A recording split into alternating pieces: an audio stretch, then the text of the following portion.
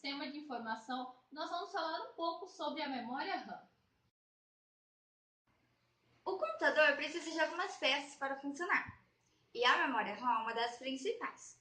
Como você já deve saber, o processador funciona como o cérebro da máquina, porém ele não tem uma memória muito grande.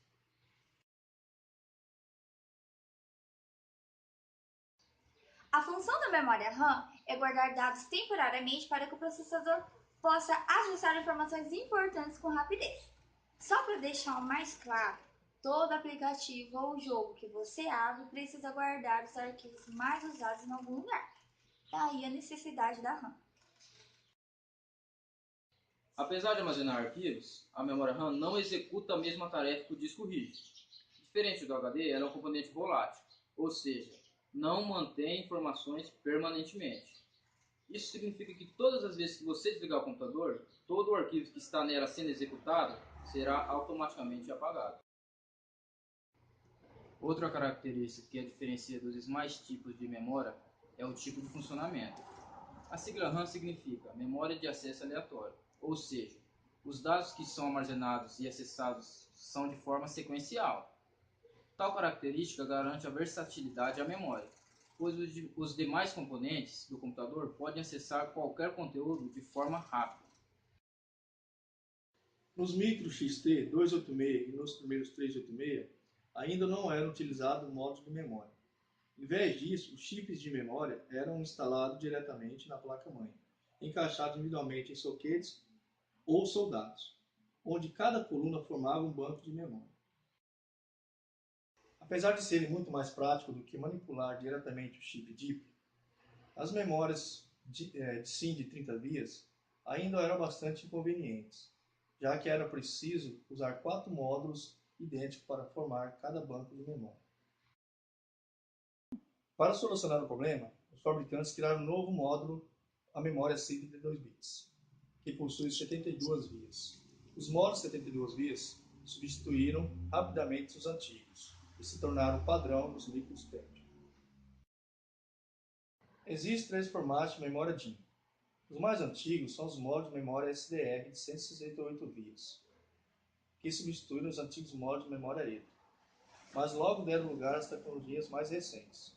Em seguida, temos os módulos de memória DDR, que possuem 184 contatos, os módulos DDR2, que possuem 240 contatos, e os módulos DDR3, que também possuem os mesmos 240 contatos, mas utilizam tensões e sinalizações diferentes.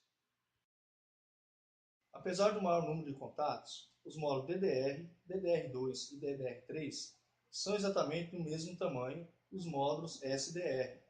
Por isso foram introduzidas mudanças na posição dos chanfros de encaixe, de forma que você não consiga encaixar os módulos em placas incompatíveis. É importante salientar que quanto maior a quantidade de memória disponível, mais programas podem ser abertos. Para os jogos, a memória RAM desempenha um papel mais importante, pois os jogos precisam armazenar dados constantemente e acessá-los com grande velocidade. É claro que, por se tratar de um local de armazenamento de arquivos temporários, a memória RAM não precisa ter a mesma capacidade de um disco rígido. Basicamente, a quantidade depende do sistema operacional e dos softwares utilizados. Além da quantidade de espaço, a memória RAM grava os dados em uma frequência para a qual foi programada. Então, da mesma forma, outros componentes acessam as informações usando o mesmo tempo, possibilitando uma sincronia e um perfeito funcionamento. Esse valor é especificado em MHz e GHz, sendo que quanto maior, mais rápido é o funcionamento da memória. Para facilitar um pouco, os fabricantes trabalham com padrões. Atualmente, as memórias do tipo DDR3 são as mais populares. Porém, conforme procede a evolução dos computadores, novas especificações serão adotadas. Memória RAM do tipo DDR também pode ser encontrada em placas de vídeo, smartphones e outros. Alguns aparelhos, como o PlayStation 3, utilizam outros padrões como XDR.